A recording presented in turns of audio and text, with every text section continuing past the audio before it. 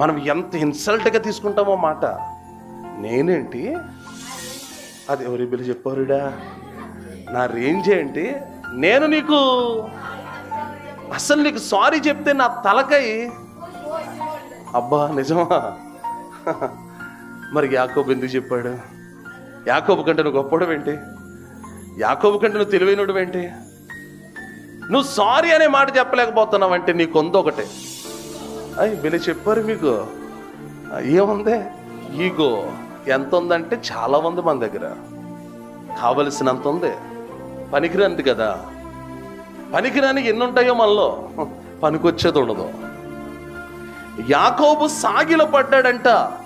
యాకోబే కాదు, యాకోబు భార్య అయిన రాహేలు, యాకోబు పిల్లలు, యాకోబు అందరూ సాగిల పడ్డారంట.